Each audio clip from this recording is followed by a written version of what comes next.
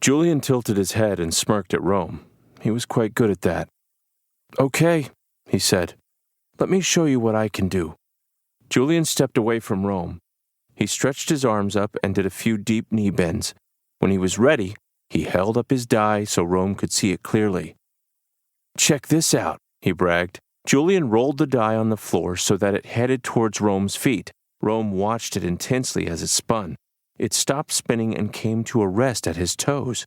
For a second, nothing happened, but then the die began to move in a chillingly similar manner to the way the match had in Rome's hand. It vibrated and twitched for a couple seconds, then stopped abruptly with the number 2 showing face up. A quick shimmer flashed across the die, creating a burst of light. Rome shook his head and focused. Something had materialized next to the die. It was a stick about a foot long, complete with tiny twigs branching off of the main plank and a few bright green leaves budding from the tips. "You see?" clamored Julian. "I made that appear with the help of my magic die. The die was given to me by my father. He said to use its powers to fend off evil. He said it was mankind's last hope. I think he meant to fight off dragons, but after learning from Mr. Jones, I realized that it should be used to defeat the Dark Brands when they attack." "So," quipped Rome, "you're going to fight off a 1,000-year-old barbaric enemy of monsters with a twig?" "No, dude," cried Julian. "The die is just like you. It hasn't had all of its powers awakened yet. Once we complete the Great Synergy, I'll be able to create powerful weapons that will vanquish even the strongest Minotaur. You see, I can make different things appear depending on which number it lands on. 2 is a stick. 3 is a frying pan. 4 is a paperclip." Rome cut him off. "So you guys plan to awaken me into a dragon, fix Julian's trinket generator, and fight off an army of creatures that no one can see? This sounds like a really big joke to me. Am I being filmed?" Rome sounded solid, but he was really shaking in his sneakers. "Again, I assure you, we are very genuine in our plans," Mr. Jones reiterated. He chewed on his glasses for another long moment. "Perhaps a test of your own skill will open your eyes to your destiny. Let us convene to the back of the library. I wouldn't want all of these books being burned up like your neighbor's foliage."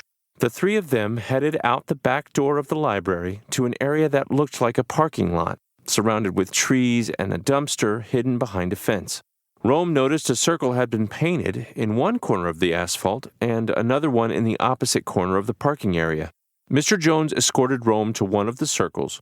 Across the parking lot, Julian stood in the other circle, tossing his die up and down in his hand. "Here it comes, lizard boy," said Julian, smiling arrogantly. He threw his die onto the pavement where it landed, showing a 5. The same enchantment ensued from earlier, and Julian stood proudly in his circle, holding what appeared to be a child's slingshot, complete with projectile pebble. Julian let out a great roar as he placed the pebble on the sling and cocked it. "For the House of Ryder!" he cried. As he did so, he let loose the sling, which in turn sent the rubble hurling directly at Rome. In a heartbeat, the tiny stone was upon him.